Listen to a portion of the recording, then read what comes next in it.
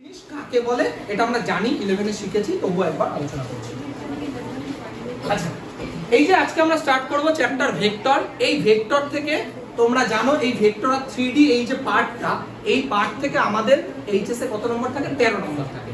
ঠিক আছে, এই 13 নম্বরের মধ্যে মোটামুটি ধরো ভেক্টর থাকে 7 মার্কসে 7, আর এই 6 মার্কস থাকে হচ্ছে এটাকে এইভাবে ভাঙে 7 + 6। এই 7 নম্বর থাকে হচ্ছে ভেক্টরে, 6 নম্বর থাকে 3D তে। এটা মিশে 13 থাকে। ঠিক আছে, তো এই এই যে 7 নম্বরের মধ্যে যে ভেক্টর থাকে তার মধ্যে কেমন ভাবে থাকে? একটা 4 নম্বর আসে, একটা 2 নম্বর আসে, একটা 1 নম্বর আসে, সাধারণত এরকম ভাবে। আর এই যে 6 নম্বরের মধ্যে 3D থেকে একটা 5 এ আসে, একটা এমসিকিউতে আসে। এই হচ্ছে 13 টোটাল 30। তো আজকে আমরা স্টার্ট করব ভেক্টর। তো দেখো ভেক্টর তোমরা ক্লাস 11 এ দেখো ফিজিক্সে পড়েছিলে মনে করে দেখো কিছুটা ফিজিক্সে। তো দেখো যে কোনো ভৌত রাশি, যে কোনো ফিজিক্যাল কোয়ান্টিটিস এর কি হয়? দু রকম জিনিস হয়। কি কি হয়? একটা স্কেলার, একটা ভেক্টর। জানো তো তোমরা স্কেলার আর ভেক্টর? স্কেলার কাকে বলে তোমরা জানো? যে ভৌত রাশির শুধুমাত্র মান আছে তাকে স্কেলার বলা হয়, তোমরা জানো এটা, যার শুধু ম্যাগনিটিউড আছে। আর ভেক্টর কাকে বলে? যার মানও আছে আবার দিকও আছে, তাকে বলা হয় ভেক্টর। এটা আমরা ছোটবেলা থেকে জেনে এসেছি। 11 এ কেন, বড় আগেও 9 এও ছিল ব্যাপারগুলো, যে ভেক্টর কি ফিজিক্যাল কোয়ান্টিটিস। তো এবার আমরা স্কেলার সম্পর্কে তো আলোচনা করব না, আলোচনা করব আমরা ভেক্টর নিয়ে। এবার দেখো সেটা তো গেল ফিজিক্সের ডেফিনেশন, মোটামুটি ঠিক আছে। এবার এখানে ভেক্টরকে আরো একটা ডেফিনেশনে বলা হয়। কি সেই ডেফিনেশনটা? বলা হয় একটি দিক নির্দেশিত সরল রেখাংশকে বলা হয় ভেক্টর। দিক নির্দেশিত সরল রেখাংশকে বলা হয় ভেক্টর। একটা ডাইরেক্টেড লাইন সেগমেন্টকে বলা হয় একটা ভেক্টর। আর directed line segment is called a vector. ঠিক আছে, তার মানে কি? কোন একটা ভেক্টর কি, তার মানে ভেক্টর মানে কি বুঝলা এখানে? একটা সরল রেখা। সরল রেখা বলবো না, সরল রেখাংশ, লাইন সেগমেন্ট বলছি। কি বললাম? একটি দিক নির্দেশিত সরল রেখাংশকে বলা হয় ভেক্টর। তার মানে এই ধরো একটা সরল রেখাংশ, এটার নাম দিলাম আমি এ, এটার নাম দিলাম আমি বি। তাহলে এর একটা দিক থাকতে হবে, ধরো এ থেকে বি এর দিকে, এটাকেই বলা হবে একটা ভেক্টর। ডাইরেক্টেড লাইন সেগমেন্ট, দিক নির্দেশিত সরল রেখাংশ। এবার দেখো যার দিকও আছে আর মান কোনটা হবে? এই এ বির যে দৈর্ঘ্যটা হবে সেটাই তার ভ্যালু হবে, ম্যাগনিটিউড হবে, মডিউলাস হবে, মানে ভ্যালুটা হবে। বুঝতে পারছো তো? তাহলে একটি দিক নির্দেশিত সরল রেখাংশকে কি বলা হচ্ছে? একটা ভেক্টর বলা হচ্ছে। এটা হচ্ছে আমাদের বেসিক একটা ডেফিনিশন। ঠিক আছে, এটাকে কিভাবে লিখবো আমরা? এ বি, এই যে ভেক্টর চিহ্ন উপরে এরকম ভাবে তীর চিহ্ন দিতে। এবার অনেকে তীর চিহ্ন দেয় একটা, অনেকে এরকম দুটো তীর চিহ্ন দেয়, তাতেও কোনো প্রবলেমের কিছু নেই। অনেকে আবার শুধু দাগও দেয়, তাতেও প্রবলেম নেই। ঠিক আছে, তো সাধারণত তুমি দেখবা বেশিরভাগ ক্ষেত্রে এইরকমই লেখা হয়, এ বির উপর একটা তীর চিহ্ন। এটা হচ্ছে আমাদের, তার মানে কি ডিপেন্ড করছে? এটা এ থেকে বি এর দিকে ডিরেকশনটা ডিপেন্ড করছে। বোঝা গেছে বিষয়টা? তাহলে এটা হচ্ছে আমাদের প্রথম ভেক্টরের ডেফিনেশন, এইটাই ভেক্টরের ডেফিনেশন। আচ্ছা, তাহলে এর মানকে কিভাবে লেখা হবে? এর মানকে মডিউলাস হিসেবে লেখা হবে, তাই তো? মান যে লেন্থটা, আর এটা তো দিক, বুঝতেই পারছো, এই হচ্ছে ব্যাপার। আচ্ছা, এবার আমরা এই রিলেটেড কিছু ডেফিনেশন সম্পর্কে আইডিয়া করে নেব। এর পাশে যে কিছু ডেফিনেশন আছে, প্রথম আমরা যেটা নিয়ে জানবো সেটা হচ্ছে নাল ভেক্টর বা শূন্য ভেক্টর। ঠিক আছে, শূন্য ভেক্টর কাকে বলে বুঝতেই পারছো। দেখো শূন্য ভেক্টর হচ্ছে, ধরো কোনো একটা ভেক্টরে, দেখো একটা কথা বলে দিই আগে, এই যে ভেক্টরটা, এই এটাকে কি বলা হবে? প্রারম্ভিক বিন্দু, ইনিশিয়াল পয়েন্ট। আর এই বিটাকে কি বলা হবে? অন্তিম বিন্দু বা ফাইনাল পয়েন্ট।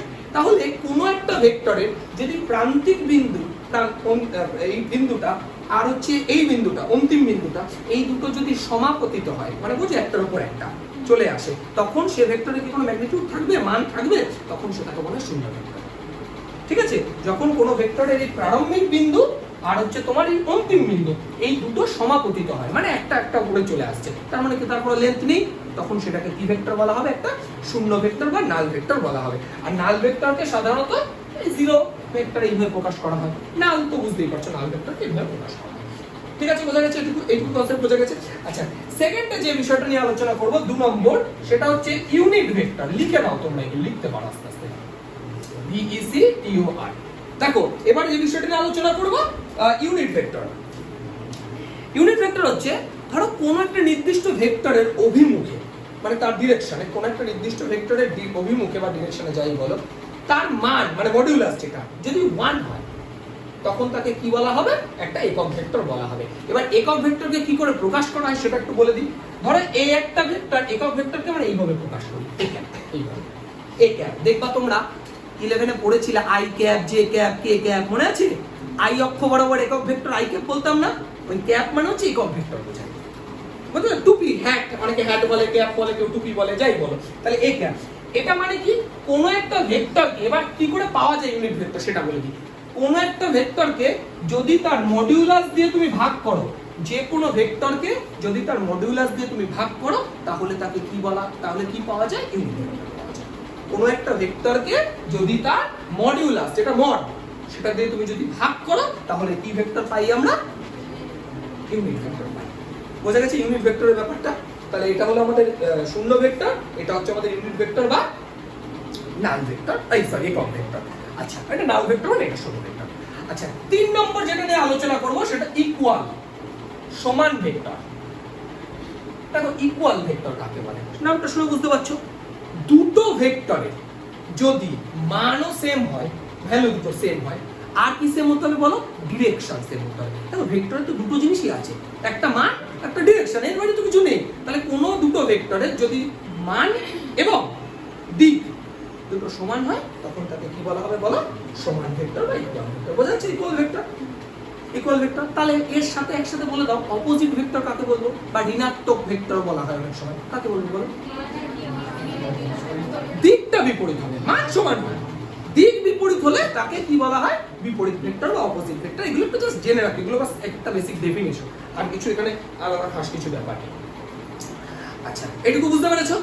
ঠিক আছে। আচ্ছা, এবার আমরা আলোচনা করব, 4 তো হয়ে গেল ওটা। আরেকটা আলোচনা করব, সেটা হচ্ছে collinear vector. Vector collinear vector কাকে বলে? কোলিনিয়ারের বাংলা কি বলো? সমরেখ বা একরেখীয় ভেক্টর কাকে বলে? দেখো দুটি ভেক্টর যদি একরেখীয় হয় বা কোলিনিয়ার হয়, মনে রাখবা দুটি ভেক্টর যদি একরেখীয় বা কোলিনিয়ার হয়, তাহলে তারা সেই দুটো ভেক্টর কি একটাই সরলরেখার উপর অবস্থিত, এটাও হতে পারে। তাই তো, একরেখীয় মানে একটা রেখার উপর অবস্থিত হবে, সেটাও হতে পারে। আবার আরেকটা কেস হতে পারে, ওই দুটো ভেক্টর সমান্তরাল হিসাবেও কাজ করতে পারে। মানে ধরো এই দুটো, ধরো এই একটা ভেক্টরের উপর একটা ভেক্টর অবস্থিত, তাহলে এরা সমরেখ। বা দুটো ভেক্টর যদি সমতল, এটাকে কি বলে বলো? হ্যাঁ, সমান্তরাল হিসাবেও থাকে, তখনও কিন্তু সেটাকে কি বলা হয়? কোলিনিয়ার ভেক্টর হিসেবে। মানে একই সমান্তরাল রেখাও যদি কাজ করে সমান্তরাল রেখা হিসাবে, তখনও কিন্তু তাদের কোলিনিয়ার ভেক্টর বা সমতলীয় ভেক্টর বলা হয়। ঠিক আছে। এবার এটা কিভাবে চেক করতে হয় সেটা একবার বলে দিচ্ছি। ধরো এ একটা ভেক্টর আছে, বি একটা ভেক্টর আছে, এই দুটো ভেক্টর যদি সমরেখীয়, কোলিনিয়ার, একরেখীয় হয়, তাহলে A vector equal to k into B vector এই আকারে লেখা যায়।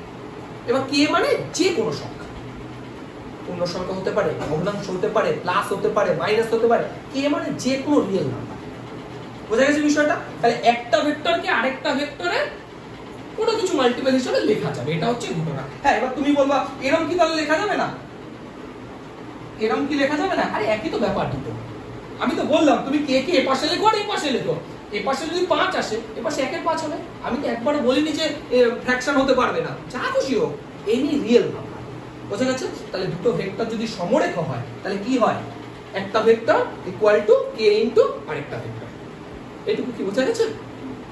আচ্ছা, আরেকটা জিনিস না তোমাদের বলা হয়নি, যেটা একটু আমি বলে দিলে ভালো হয়, এটা খুব একটা ইম্পর্টেন্ট না।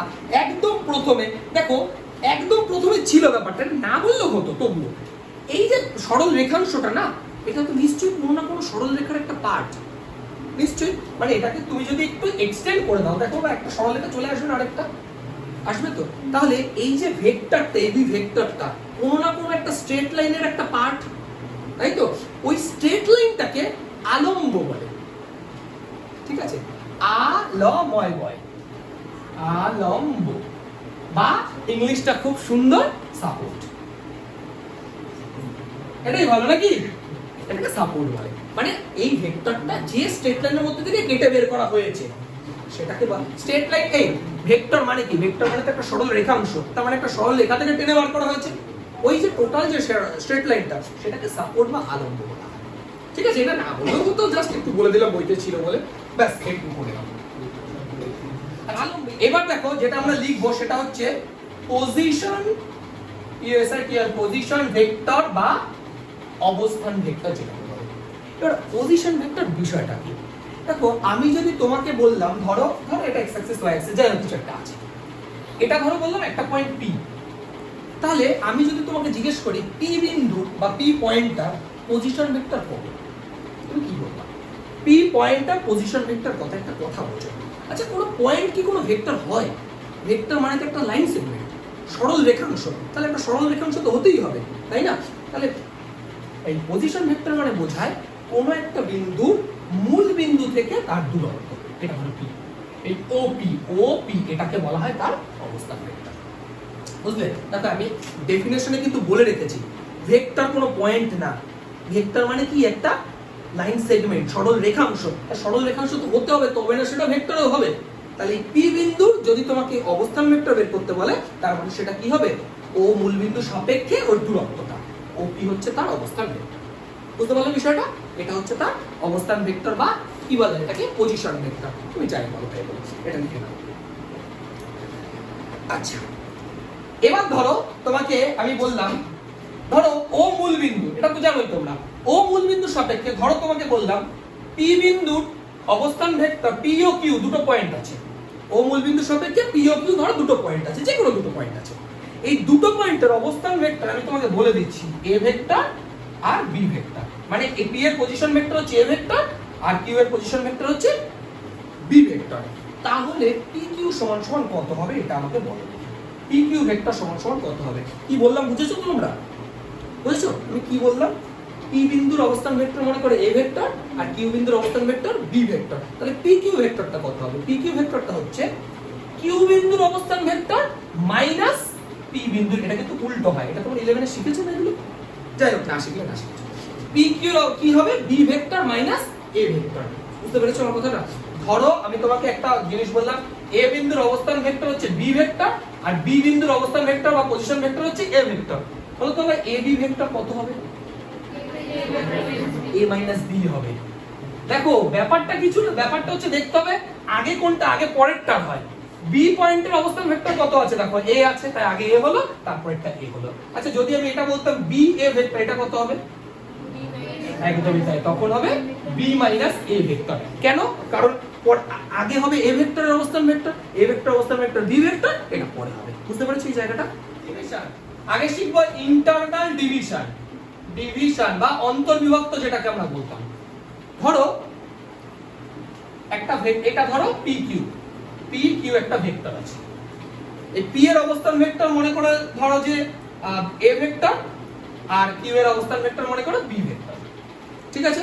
আচ্ছা যদি আমি বলি তোমাকে আর একটা পয়েন্ট যেটা কি না এই P আর Q কে মনে করে দেখো m:n রেশিওতে ডিভাইড করেছে, মনে করছে? তাহলে এই R বিন্দুর অবস্থান ভেক্টর কত হবে কেউ বলতে পারবা? একদম 9 এ ছিল না একটা যে A ও B এর একটা বিন্দু আছে P যেটা m:n অনুপাতে অন্তর্বিভক্ত করে, একটা ফর্মুলা ছিল মনে আছে? mx2 nx1 m+n এমন একটা ছিল না সূত্র, ওইটাই। এই দেখো m, এই যে m x2 মানে এই পাশেরটা mb n a m+n, বাস এইটুকু। আর যেটা যা ছিল এটাও তাই, আর কিছু না।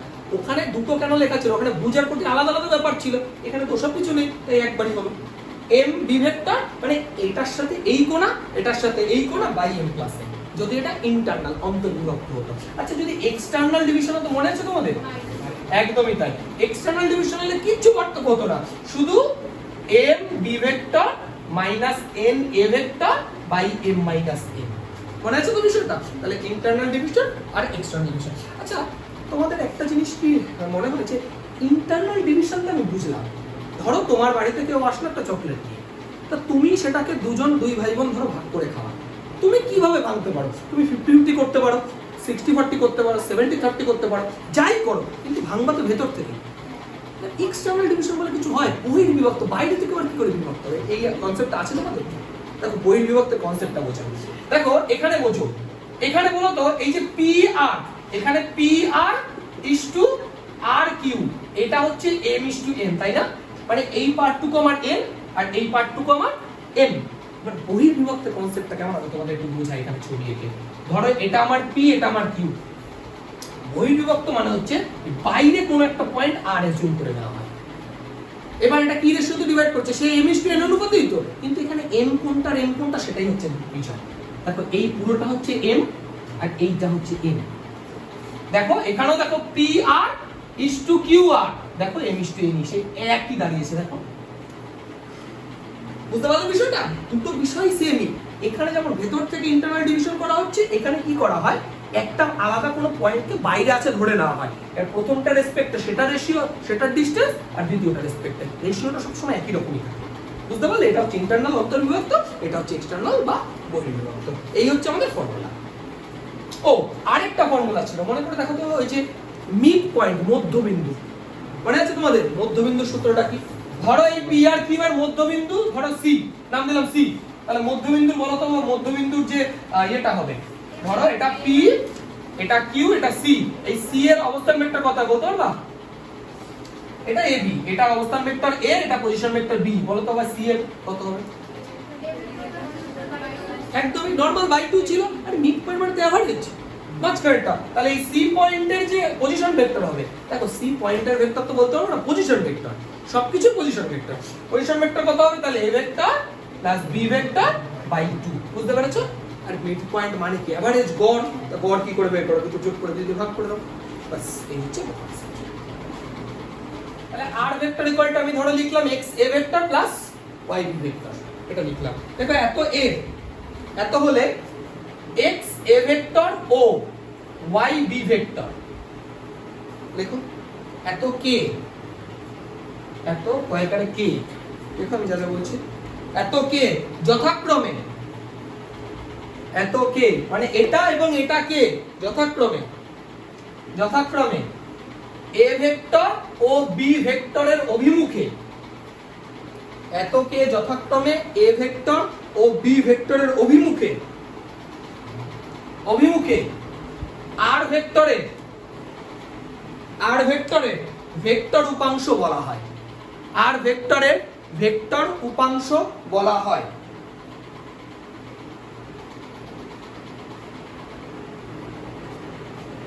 বুঝতে পারলে?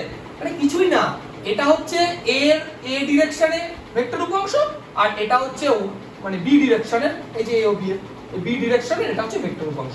আর এবং দিয়ে লেখো x ও y কে যথাক্রমে, এই একই লেখো, এবং লেখো x ও y কে যথাক্রমে, x ও y কে যথাক্রমে, দেখেছো? x ও y কে যথাক্রমে, ওই একই কথা, a ভেক্টর ও b ভেক্টরের অভিমুখে, a ভেক্টর ও b ভেক্টরের ডিরেকশনে, অভিমুখে কি বলা হবে? স্কেলার উপাংশ। সিম্পল কথা, ভেবে দেখো, এটার মধ্যে ভেক্টর আছে তাই ভেক্টর উপাংশ, ভেক্টর কম্পোনেন্টস, এটার মধ্যে কোনো ভেক্টর নেই তাই এটাকে স্কেলার কম্পোনেন্ট বলা হয়। এইটুকুই বাস। বুঝতে পেরেছো? তার মানে যদি শুধু এই কনস্ট্যান্ট গুলো, কোএফিসিয়েন্ট গুলো থাকে, সেগুলোকে স্কেলার কম্পোনেন্ট বলা হয়। আর এই x a vector y b vector এটাকে ভেক্টর কম্পোনেন্ট। এটুকু ক্লিয়ার হয়েছে? তাহলে এই হচ্ছে স্কেলার কম্পোনেন্ট আর ভেক্টর কম্পোনেন্ট। করে নাও। ধরো আমি তোমাকে বললাম p একটা যে কোনো বিন্দু x, y। আচ্ছা এটার বলো তো পজিশন ভেক্টর কত হবে? OP কত হবে? xi cap plus y j cap. এটা তোমরা জানো, যদি তিনটে থাকতো তাহলে z k ক্যাপ, এইটুকু আর কিছু না। ওই যে i j k কি জানো তো? ওই যে x অক্ষের অভিমুখে একক ভেক্টর, y এই j ক্যাপ হচ্ছে y অক্ষের অভিমুখে একক ভেক্টর, আর জানো তোমরা k ওটা i j k। আচ্ছা এবার আমরা মডিউলাস বের করা শিখব। মডিউলাস মানে কি? OP ভেক্টর, OP ভেক্টরের মডিউলাস, মান বের করতে হয় কি করে? মডিউলাস মানে হচ্ছে রুট ওভার, জানো তোমরা, বলো x square plus y square. আচ্ছা এটা যদি তিনটে থাকতো, ধরো কিউ একটা পয়েন্ট x y z, তাহলে ও কিউ কত হতো? x i cap y j cap z k cap. তাহলে যদি ও কিউ ভেক্টরের মডিউলাস বের করতে হতো তাহলে কত হবে? Root over x square plus y square. তাহলে পারবে মডিউলাস নির্ণয় করা? একদম ইজি ব্যাপার, স্কয়ার করে যোগ করে দাও। এটা হচ্ছে আমাদের ভেক্টরের মডিউলাস। ত্রিভুজ সূত্র কি বলতো? ত্রিভুজ সূত্রটা ভেবে দেখো, একটি ত্রিভুজের তিনটে বাহুর মধ্যে যে কোনো দুটো বাহু, সন্নিহিত দুটো বাহু, মনে করে দেখো এরকম ভাবে বলা হতো, একটি ত্রিভুজের দুটি সন্নিহিত বাহু যদি একই দিকে দুটি ভেক্টরকে প্রকাশ করে, তাহলে তৃতীয় বাহুটি বিপরীত ক্রমে তার লব্ধি ভেক্টর মানে রেজাল্টেন্ট ভেক্টর যেটা সেটাকে প্রকাশ করে। মানে পাশাপাশি দুটো অ্যাডজাসেন্ট সাইড যদি ধরো এটা এ ভেক্টর এটা বি ভেক্টর দুটো ভেক্টরকে প্রকাশ করে, তাহলে এই যে থার্ড সাইডটা বিপরীত ক্রমে মানে কি উল্টো অপোজিট ভাবে, দেখো এটা এদিকে যাচ্ছে এটা এদিকে যাচ্ছে, তাহলে এটা কি এদিকে আসা উচিত ছিল, কিন্তু দেখো অপোজিট অপোজিট ভাবে কি করে, এটা কাকে প্রকাশ করে, লব্ধি ভেক্টর রেজাল্টেন্ট ভেক্টরকে প্রকাশ করে। তাহলে আমরা কি বলতে পারি, এটা ও এটা এ এটা সি যদি নাম দাও, তাহলে ও এ ভেক্টর প্লাস বলো AC vector equal to O C vector. এই দেখো বিপরীত ক্রমে, বুঝতো, দেখো ভাই এটা এদিকে যাচ্ছে এটা এদিকে যাচ্ছে, তাহলে এটা এদিকে আসা উচিত ছিল কিন্তু এদিকে আসেনি, দেখো উল্টো দিকে যাচ্ছে। তাহলে বুঝতে পারলেন, এটা ছিল ভেক্টরের ত্রিভুজ সূত্র বলা হতো অনেক সময়, বা এটা যোগের সূত্র বলা হতো। ঠিক আছে, ই এস এ কিউ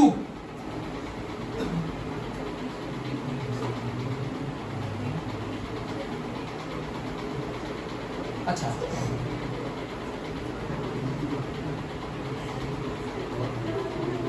চার করেছো, কথা বাড়িও না পড়ো, বারবার এক কথা বলতে ভালো লাগে। দেখো চারের অঙ্কটা কি বলতে চেয়েছে, এ একটা ভেক্টর দেওয়া বি একটা ভেক্টর দেওয়া, বলেছে এর মান নির্ণয় করো। দেখে নাও এক্সারসাইজ 1 এর ভিএসকিউ 4 এর অঙ্কটা 1 2 3 তো ডেফিনেশন আছে বলেছি।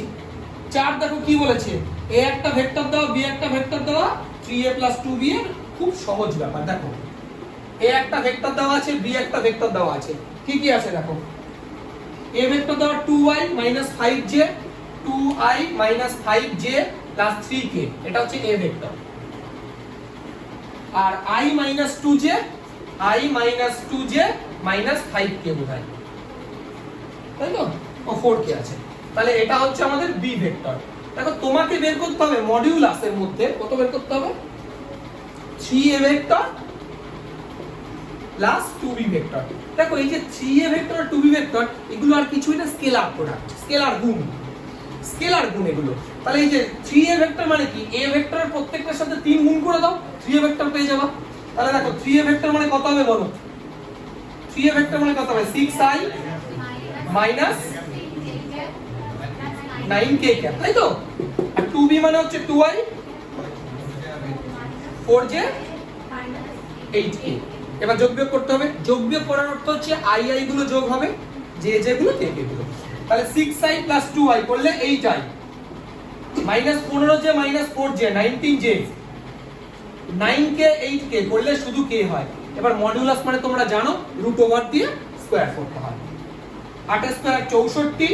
আচ্ছা একটা কথা বলছি, এখানে -19 আছে, তো -19 এর স্কয়ার করলে প্লাসই হবে, কত হয় 361 প্লাস এটা 1 স্কয়ার 1, তাই তো। তাহলে যোগ করলে কত হচ্ছে 426, তাহলে বোঝা গেছে √426, এটাই হচ্ছে আমাদের মডিউলাসের ভ্যালু। মডিউলাস মানে কি, মান তো ঠিকই তো আছে, এটা মান এসছে। বলেছে আলফা ভেক্টর বিটা ভেক্টর হলে 2 alpha vector minus beta vector, এটা কত, এটা পেরেছো তো বের করতে। 2 আলফা মানে 2 ইনটু আলফা মাইনাস বিটা, কত হচ্ছে এটা বের করে 3i cap 6j cap plus 2k cap, এটা তোমার এসছে এটা। এবার তোমাকে বের করতে বলেছে এর অভিমুখ একক ভেক্টর, ইউনিট ভেক্টর বের করতে হয় কি করে, এটাকে এর মডিউলাস দিয়ে ভাগ করতে হয়।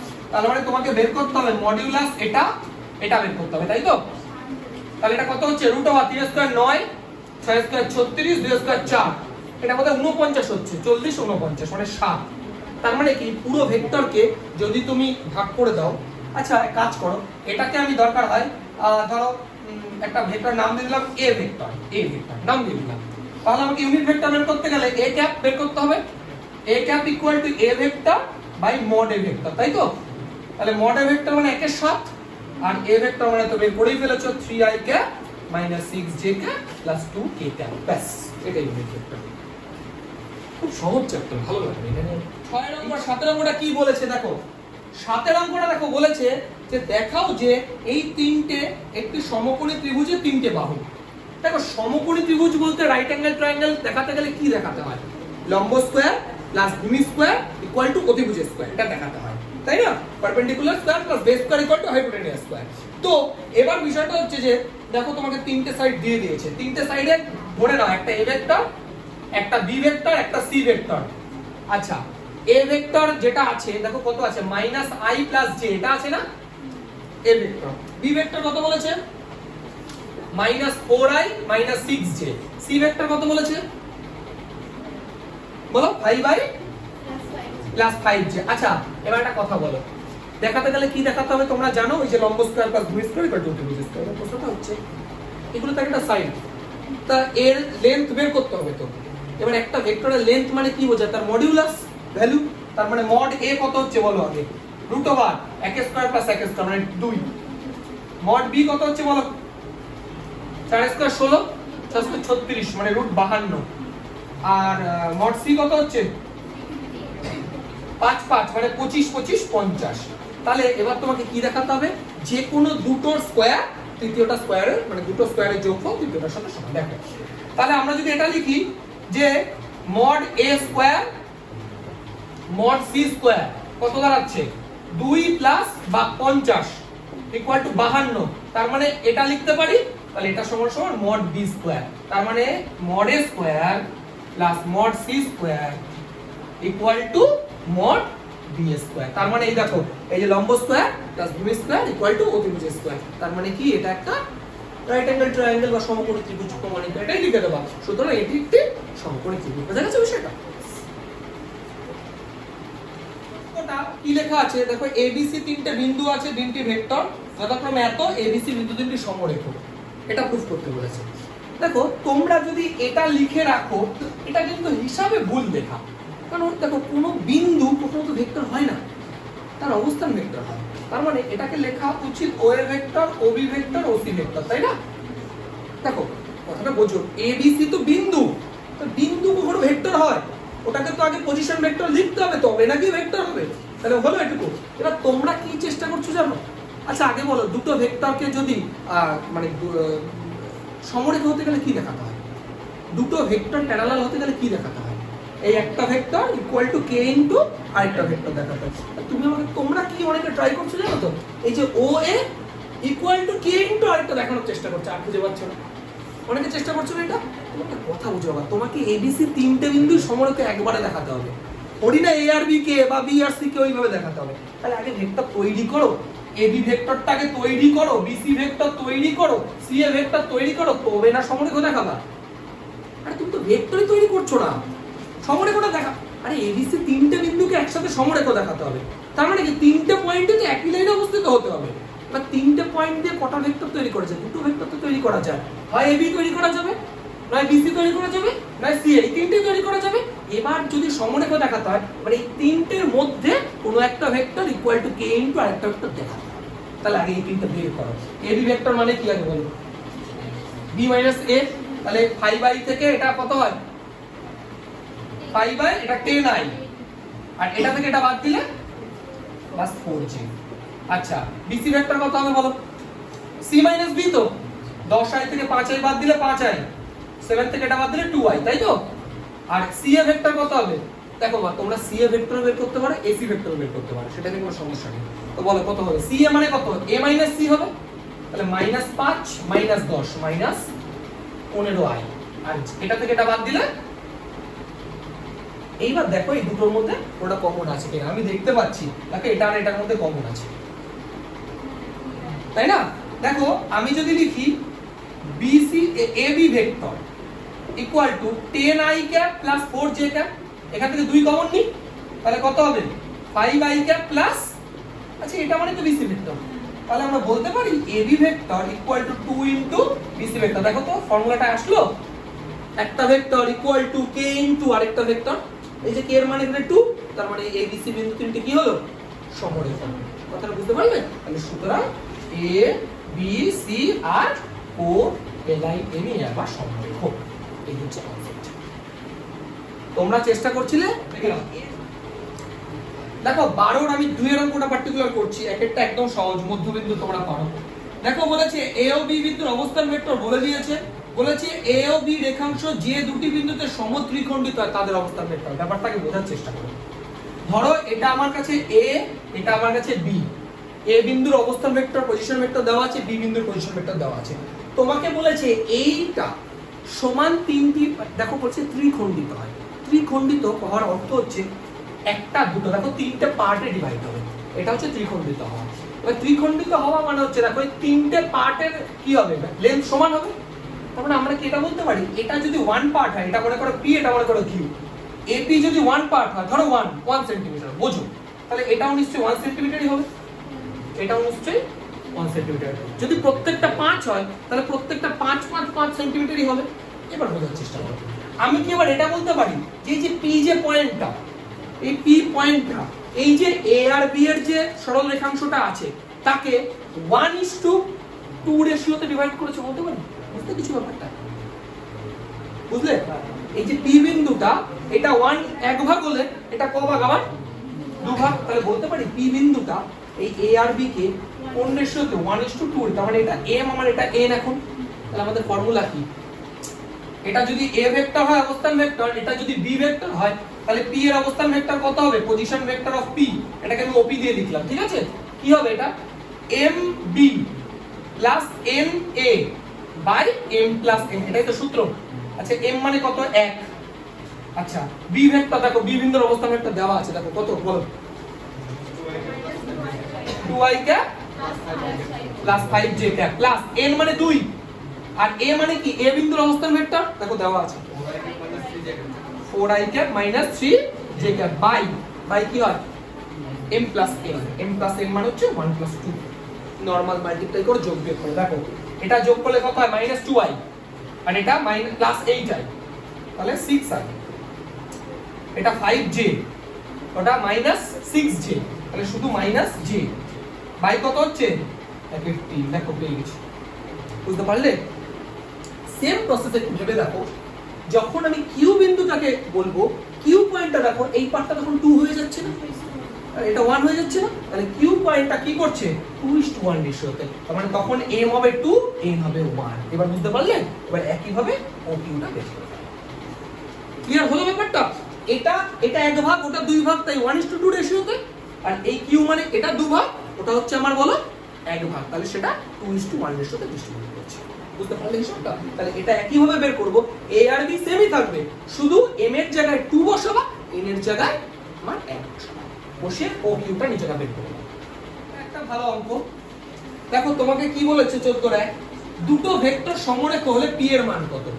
দেখো প্রথম ভেক্টরটা আছে pi ক্যাপ, তারপর একটা মাইনাস 5j ক্যাপ, এটা আরেকটা কি আছে বলো? 2i cap minus 3j cap. দেখো বাবা বলেছে এই দুটো ভেক্টর সমরেখ বলে দিয়েছে, দুটো ভেক্টর যদি সমরেখ হয় তাহলে কি হয়, একটা vector equal two k into আরেকটা ভেক্টর হয়, একটা vector equal two k into আরেকটা ভেক্টর হয়। তাহলে এটা একটা vector equal two k into আমার আরেকটা ভেক্টর, এটা তো নিয়ম, দুটো ভেক্টর সমরেখ হলে কি হয়, একটা vector equal two k into আরেকটা ভেক্টর। তাহলে কি দাঁড়াচ্ছে, দেখো দুপাশ থেকে আমরা সমান করব, সহগগুলো সমান করব। এই পাশে i এর সহগ k আছে p, আর এই পাশে i এর সহগ k আছে 2k, তাহলে বলতে পারি আমরা p ইকুয়াল টু 2k, আর এই পাশে j এর কোএফিসিয়েন্ট আছে -5, আর এই পাশে কত আছে -3k। তাহলে দেখো তো k এর ভ্যালু কত আসলো, 5/3 আসলো না k এর ভ্যালু, এই যে দুপাশ থেকে মাইনাস মাইনাস কেটে গেল 5/3, এবার k এর ভ্যালুটা এখানে বসিয়ে দাও, তাহলে p equal to 2 into 5/3, p এর ভ্যালু কত আসলো, তাহলে আমার p এর মান কত 10/, বাস। SAQ এর 3 এর 2 এর অঙ্কটা দেখো, তোমাকে অঙ্কটা কি বলেছে পড়ো। বলেছে ABC তিনটি ভেক্টর যথাক্রমে এত এত এত, আচ্ছা তোমাকে বলেছে তিনটি সংযোগে একটি সমকোণী ত্রিভুজ উৎপন্ন। একটা কথা বলো, ABC যে তিনটে দেওয়া আছে ওই তিনটে কি বিন্দু, তো ওই বিন্দুর অবস্থান ভেক্টর যদি তুমি বলো তাহলে কিভাবে লেখা যাবে, OA ভেক্টর, OB ভেক্টর আর OC ভেক্টর। কত আছে OA ভেক্টর বলো তো একটু, 3i হ্যাঁ, তারপর একটা -j + k, আর তারপর একটা i মাইনাস। আচ্ছা একটা কথা বলো তো, এই ঠিক ঢুকেছি তো? তোমরা কি করেছো বলো তো বাবা, তোমরা সিম্পল সিধা সাদা এটাকে মড করে দিয়েছো, এটা মড করেছো, এটা মড করেছো, তাহলে একটা বোধহয় √35, একটা √6, একটা √41, ব্যাস সমকোণী ত্রিভুজ। একটা কথা বলো বাবা, এগুলো কি পজিশন ভেক্টর, বিন্দু এক একটা, ত্রিভুজ থোড়ি তৈরি হয়েছে। আরে বাহু আগে বের করো ত্রিভুজের, তারপর না ইয়ে বের করবা, এগুলো থোড়ি বাহু বলে দিয়েছে। তাহলে AB বের করো, BC বের করো, আর সিএ বের করো, তবে না বাহু হবে। বাহু ছাড়া তুমি কি দিয়ে বের করছো বলো তো? হিসাবটা বুঝলে? ওটা হয়তো মিলে গেছে সেটা আলাদা কথা, যাই হোক, কিন্তু আগে বাহুগুলো বের করতে হবে। এবি মানে কত? বি মাইনাস এ। তাহলে এটা থেকে এটা বাদ দিলে মাইনাস আই ক্যাপ, এটা থেকে এটা বাদ দিলে কত হয়? 3j ক্যাপ, এটা থেকে এটা বাদ দিলে 5k ক্যাপ। বিসি এটা থেকে এটা বাদ দিলে মাইনাস আই ক্যাপ, এটা থেকে এটা বাদ দিলে মাইনাস 2j ক্যাপ, এটা থেকে এটা বাদ দিলে মাইনাস 6k ক্যাপ। সিএ মানে এর থেকে সি বাদ যাবে, এটা থেকে এটা বাদ দিলে 2i ক্যাপ, এটা থেকে এটা বাদ দিলে মাইনাস j ক্যাপ, এটা থেকে এটা বাদ দিলে এই কত হচ্ছে প্লাস k ক্যাপ। এইবার তিনটের মডুলাস বের করো। এবি এর মোট কত আসছে দেখো, root over 1 square 1 plus 9 plus 25 কত হচ্ছে? রুট 35। এবি বিসি কত দাঁড়াচ্ছে? 1 4 36 41। আর সিএ কত দাঁড়াচ্ছে? 4 প্লাস 1 প্লাস 1 ইকুয়াল টু রুট 6। হলো? তাহলে কি দাঁড়াচ্ছে বলো? Mod AB square plus mod CA square equal to BC square. তার মানে এই যে লম্ব স্কয়ার প্লাস ভূমি স্কয়ার ইকুয়াল টু অতিভুজ স্কয়ার, সুতরাং এটি একটি সমকোণ ত্রিভুজের শীর্ষবিন্দু। 7 এর 1 দেখো তোমাকে বলেছে ভেক্টর পদ্ধতিতে প্রমাণ করো যে এত বিন্দু তিনটি সমরেখ। তো প্রথমে বিন্দুগুলো লিখে নিচ্ছি, অবস্থান ভেক্টর লিখে নিচ্ছি একবার। O A, O B, O C. এই এ ভেক্টর কত আছে? এ ভেক্টরটা বলো। 2i ক্যাপ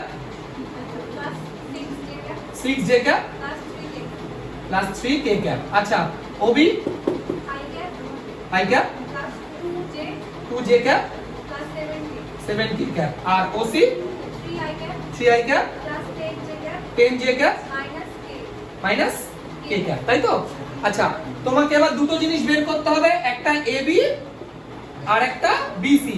এবার একটা কথা বলি, কেউ এবি বিসি এই দুটো দিয়েও কাজ করতে পারো, কেউ এসি বা সি সেটা দিয়েও কাজ করতে পারো, যেটা আসবে সেটা বলো। এবি ভেক্টর কত হচ্ছে? এটা থেকে এটা বাদ দিলে কত হয়? Minus i cap. এটা থেকে এটা বাদ দিলে 4j ক্যাপ, এটা থেকে এটা করলে। আর বিসি মানে এটা থেকে এটা বাদ বলো 2i 8j তারপরে। আচ্ছা, এবার একটা জিনিস দেখতে পাচ্ছি, এখান থেকে যদি আমি -2 কমন নিই তাহলে কাজটা চলে যাচ্ছে। Minus i cap minus 4j cap plus 4k cap, মানে BC vector equal to -2 into কত হবে বলো? AB vector. তাহলে দেখো একটা vector equal to constant k into আরেকটা ভেক্টর এসেছে। তার মানে কি বলতে পারি? এবিসি বিন্দু তিনটি সমরেখ। লিখে নাও, এবিসি বিন্দু তিনটি কোলিনিয়ার বা সমরেখ। তিনটে ভেক্টর আমি লিখে রেখেছি, এই তিনটে ভেক্টর কি বলেছে? সমরেখ দেখাতে হবে, তাই না? তো যদি তাই দেখাতে হয়, বোঝো ওপি ও কিউ ও আর আমি অবস্থান ভেক্টরগুলো লিখে রেখেছি। তাহলে আমাকে এগুলো তো বিন্দু একটা অবস্থান ভেক্টর লেখার পরে কি বের করতে হবে?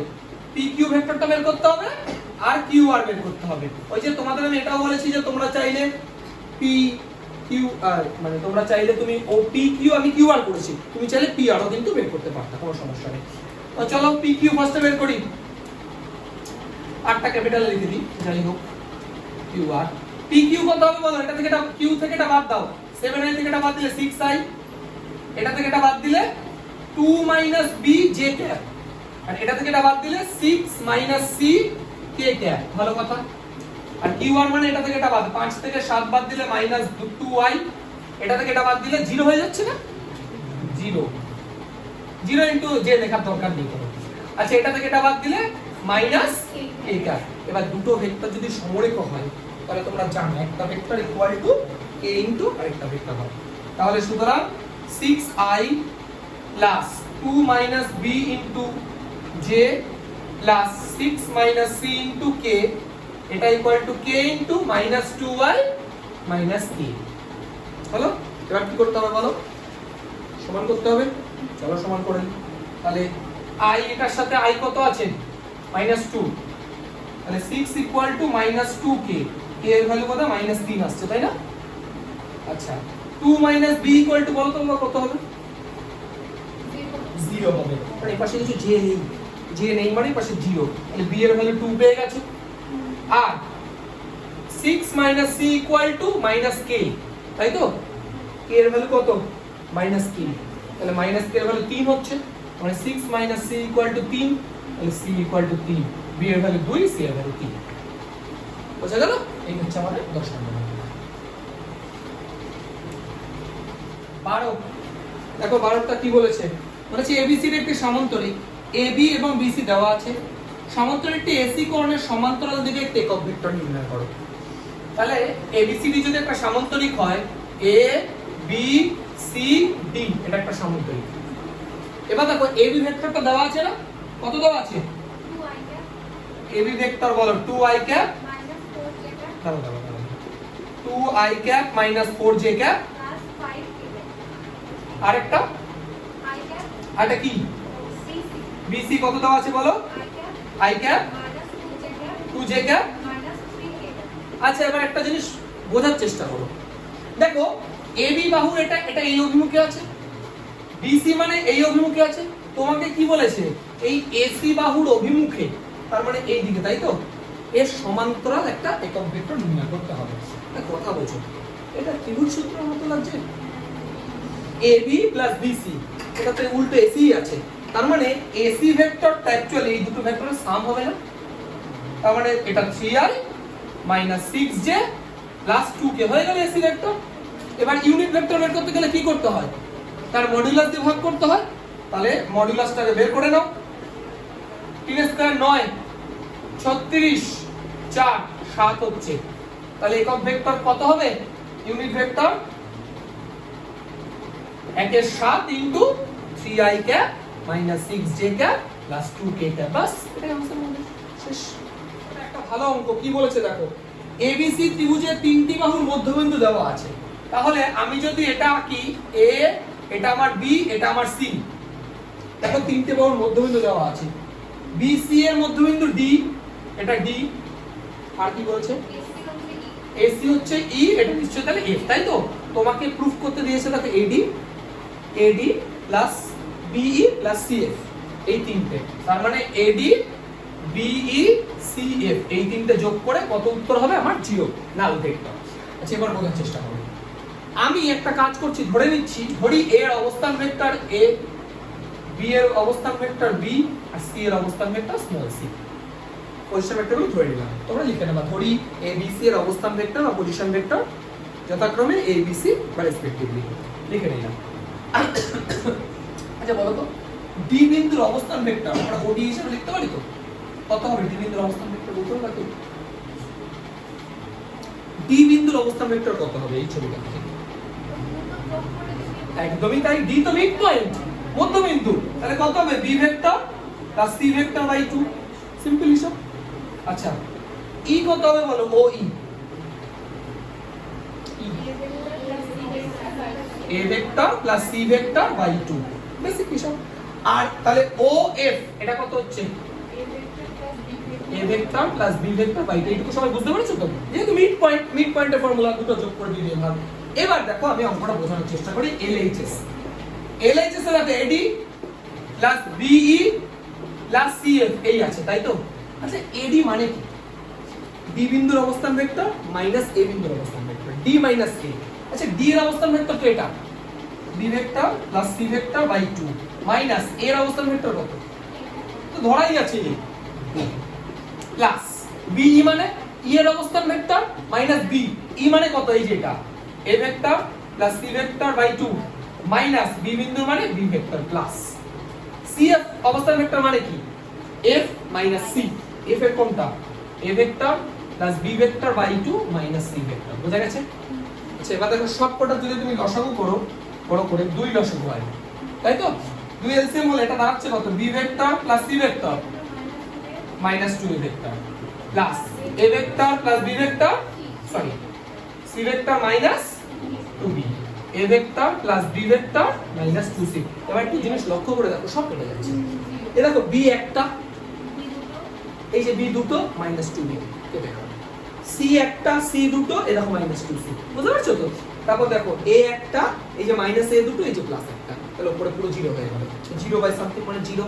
এবার দেখো ভেক্টরের যোগফল তো 0 হয় না, 0 তাই ভেক্টর, ওই জন্য উত্তরটা দেখো 0 এর মাথায় একটা ভেক্টর চিহ্ন, ঠিক আছে, ইকুয়াল টু RHS প্রুভড।